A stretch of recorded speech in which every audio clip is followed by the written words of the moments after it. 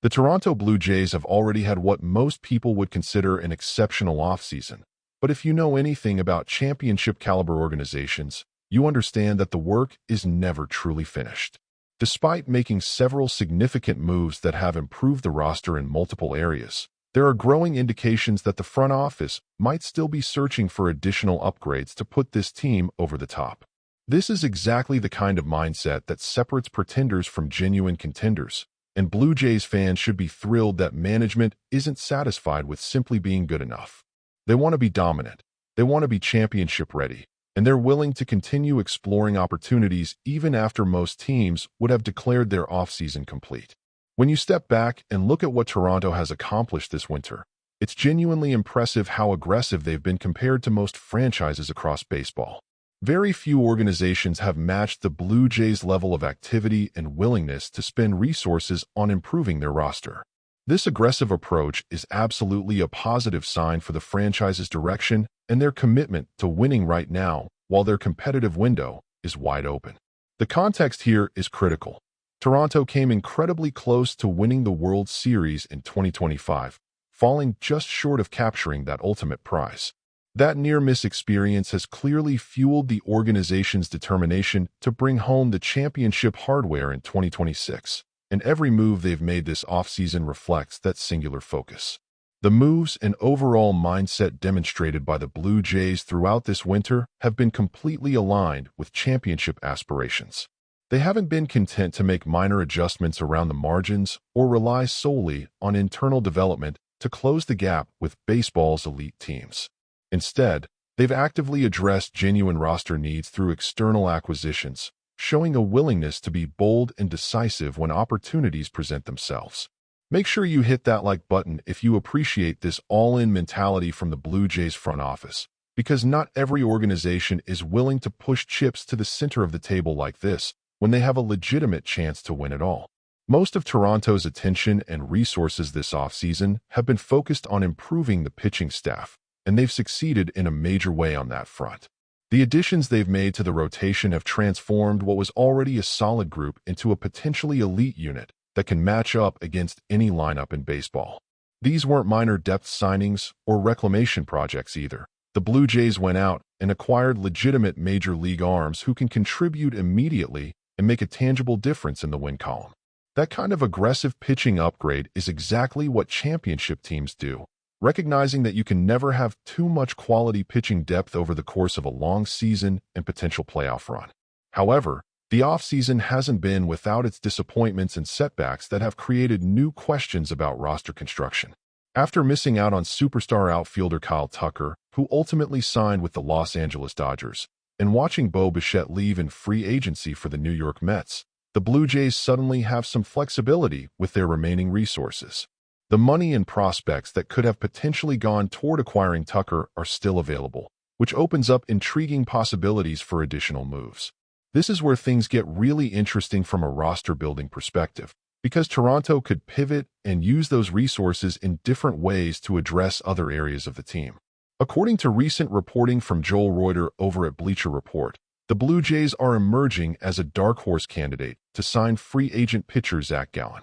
Now, at first glance, this might seem surprising given how much the organization has already invested in improving their pitching staff. But when you really think about the mentality driving this front office right now, it actually makes perfect sense. They're going all in on winning a championship. And if that means continuing to stack quality arms, even when the rotation already looks pretty solid, they're willing to do it. Drop a comment below telling me if you think the Blue Jays should pursue Gallen or focus their remaining resources elsewhere, because I want to hear what the fanbase thinks about this potential direction. Recent reports have also indicated that Toronto has shown some legitimate interest in left-hander Framber Valdez, so the potential pursuit of Gallen fits within that same strategic framework of continuing to upgrade the pitching staff. Both Valdez and Gallen represent quality veteran arms who could slot into a rotation and provide immediate value, though they bring different skills and have different risk profiles. The common thread is that the Blue Jays are clearly not satisfied with their current pitching depth despite already making significant additions. They understand that you can never have too many quality starters, especially when you factor in the inevitable injuries and performance fluctuations that occur over a 162-game season. The financial aspect of this situation is worth examining because it explains how Toronto could potentially afford to add another significant piece like Gallen. The Blue Jays clearly seemed like they were positioning themselves to land Kyle Tucker on a long-term mega deal this winter, which would have required a massive financial commitment spanning multiple years and likely exceeding $300 million in total value. When Tucker chose the Dodgers instead, all that potential money that Toronto was prepared to spend on him became available for other uses. That's not an insignificant amount of financial flexibility, and it creates opportunities to make additional moves that wouldn't have been possible if Tucker had signed with the Blue Jays. Let's talk specifically about the current state of Toronto's rotation and why adding Gallen might make more sense than it initially appears. When you look at the depth chart right now, this is a unit that on paper already seems complete and potentially could even operate as a six-man rotation given the number of quality arms available. You've got established veterans who can eat innings, younger pitchers with high upside, and generally the kind of depth that most organizations would be thrilled to have. From a pure numbers standpoint, you could absolutely make the argument that the rotation is already set and doesn't require additional investment. However, that perspective misses the broader strategic picture of what championship teams actually do. In baseball, there is genuinely no such thing as having too much pitching depth, and improving an area of strength is never a bad strategic decision. History has shown us time and time again that the teams who win championships are the ones with the deepest pitching staffs, not necessarily the ones with the single best ace. You need quality arms throughout your rotation, you need reliable options when injuries inevitably strike, and you need the flexibility to deploy your pitchers strategically over the course of a long season. The Blue Jays clearly understand this reality, which is why they're apparently still exploring opportunities to add even more pitching despite already making significant upgrades in that area. Zack Gallen is a genuinely fascinating player to evaluate this offseason, and his market situation creates an interesting opportunity for teams willing to look past some surface-level concerns. He's coming off what was objectively a disappointing year by his standards, and he also has draft pick compensation attached to him because he received a qualifying offer from Arizona. Those two factors combined, the down year and the cost of a draft pick, have created a situation where his free agent market has been surprisingly slow to develop despite his proven track record. For teams that are risk-averse or operating with limited resources, those concerns might be enough to make them look elsewhere. But for a team like Toronto that's going all in and can't afford to take calculated risks, this could represent excellent value. Let's examine what Gallen actually did last season with the Arizona Diamondbacks, because context matters when evaluating performance. He finished the year with a 13-15 record and a 4.83 ERA, which are clearly not the numbers you want to see from a frontline starter. Those statistics don't inspire confidence, and if you only looked at last year's performance in isolation, you'd probably pass on signing him to a significant contract. However, baseball evaluation requires looking at broader context and longer-term track records, not just focusing on one down season. Make sure you're subscribed to Jays Central so you don't miss our ongoing analysis of potential Blue Jays moves, and smash that like button if you're enjoying this deep dive into Gallen's situation. Here's the critical context that changes the entire evaluation of Zack Gallen. In both 2022 and 2023, he finished in the top 5 for the National League Cy Young Award voting. Think about what that means. We're talking about a pitcher who was recognized as one of the 5 best in the entire National League for 2 consecutive seasons. That's not a fluke or a small sample size aberration. That's sustained excellence at the highest level of competition, demonstrating elite stuff and the ability to dominate quality lineups night after night. Those seasons showcased what Gallen is truly capable of when everything is clicking and he's healthy. Furthermore, Gallen was also quite effective in 2024 before his rough 2025 campaign, which suggests that last year might genuinely be an outlier rather than the start of permanent decline. When you're evaluating free agent pitchers, one of the key questions you need to answer is whether a down year represents a new baseline or whether it's a temporary blip that doesn't reflect the player's true talent level. All the evidence with Gallen points toward the latter. This is a pitcher with multiple years of elite performance who had one bad season. Those are exactly the kind of calculated risks that smart organizations take. betting that the player will bounce back to their established level of performance rather than continuing the downward trajectory. The fit between Gallen and the Blue Jays might not be immediately obvious when you first consider the possibility, but that doesn't mean it wouldn't work brilliantly in practice. Sometimes the best roster construction moves are the ones that aren't obvious to everyone, where a team identifies value that others are overlooking and acts decisively to capitalize on it. Toronto's desire to improve in any way possible, their willingness to be creative with roster construction, and their determination to maximize every possible advantage makes them a legitimate potential landing spot for Gallen even if other teams are sleeping on the opportunity. The contract structure for Gallen is going to be absolutely fascinating to watch unfold, because his unique situation creates uncertainty around what kind of deal he'll ultimately sign.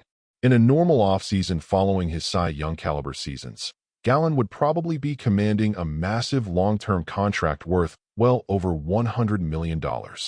But coming off a down year with draft pick compensation attached, his market value is significantly depressed compared to what it would have been 12 months ago. This creates a potential opportunity for teams to sign him at below market value, betting that he'll return to his previous form and provide tremendous value relative to his contract. From Toronto's perspective, the financial flexibility created by missing out on Kyle Tucker gives them the ability to be aggressive in pursuing Gallen if they decide he fits their championship puzzle.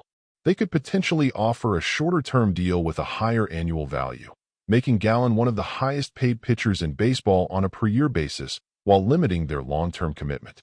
Alternatively, they could go longer-term at a lower annual value, betting on his track record bouncing back and locking him in at a discount relative to his true talent level.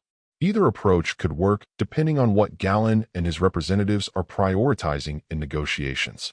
Drop a comment below telling me what kind of contract structure you think makes sense for Gallen, because I'm genuinely curious what the fanbase believes is fair value. The draft pick compensation element adds another layer of complexity to this decision that Toronto's front office will need to carefully evaluate.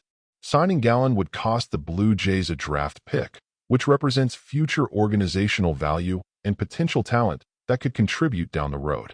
For some teams, particularly those in rebuilding phases or with limited prospect depth, that cost might be prohibitive and enough to make them look elsewhere.